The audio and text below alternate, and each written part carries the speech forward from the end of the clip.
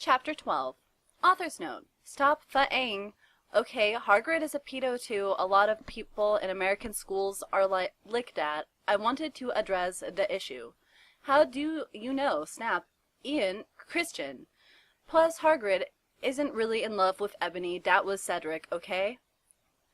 I was about to slit my wrists again with the silver knife that Drago had given me in case anything happened to him. He had told me to use it valiantly against an enemy, but I knew that we must both go together. No, I thought it was Hagrid, but it was Vampire. He started to scream. OMFG, no! My scar hurts! And then, his eyes rolled up. You could only see his red whites. I stopped. How did you know? I saw it, and my scar turned back into the lightning bolt.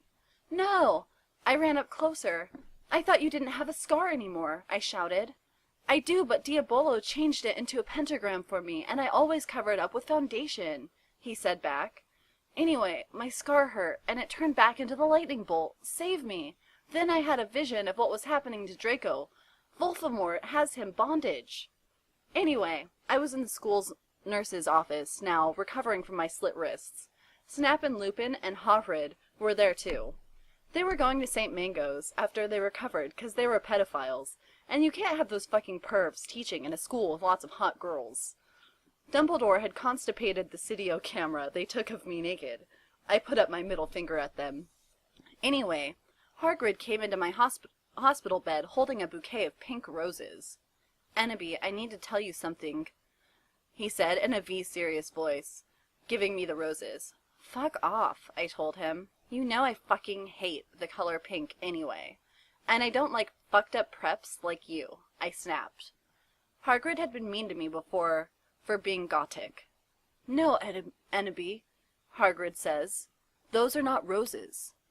What, are they goffs too, you poser prep? I asked, because I was angry that he had brought me pink roses. I saved your life, he yelled angrily. No, you didn't, I replied.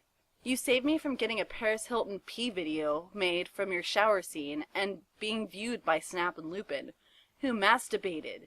See, is that spelled wrong? To it, he added silently. Whatever, I yelled angrily. He pointed his wand at the pink roses. These aren't roses. He suddenly looked at them with an evil look in his eye and muttered, well, if you wanted honesty, that's all you had to say. That's not a spell, that's an MCR song. I corrected him wisely. I know, I was just warming up my vocal cords. Then he screamed, Petulus Marengo mi crimically romacio. For all you cool gothic MCR fans out there, that is a tribute, especially for Raven. I love you, girl. Imonoto Okayo. And then the roses turned into a huge black flame, floating in the middle of the air, and it was black. Now I knew he wasn't a prep. Okay, I believe you now. WTF is Draco.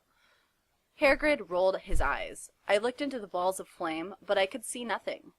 You see, Annabie, Dumbledore said, watching the two of us watching the flame. To see what is in the flames. Ha ha, you reviewers flames, get it? You must find yourself first, 'kay? I have found myself, okay, you mean old man, Hagrid yelled. Dumbledore looked shocked. I guess he didn't have a headache or else he would have said something back. Hagrid stormed off back into his bed. You are a liar, Prof. Dumbledore. Anyway, when I got better, I went upstairs and put on a black leather mini dress that was all ripped on the ends with lace on it. There was some corset stuff on the front. Then I put on black fishnets and black high-heeled boots with pictures of Billy Joe Armstrong on them. I put my hair all around me so I looked like Samara from The Ring. If you don't know who she is, you're a prep, so fuck off.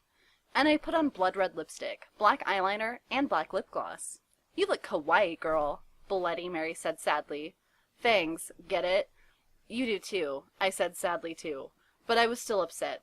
I slit both of my wrists, feeling totally depressed, and I sucked all the blood.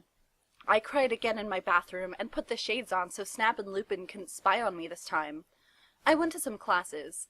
Vampire was in the hair of magical creatures. He looked all depressed because Draco had disappeared and he had used to be in love with Draco.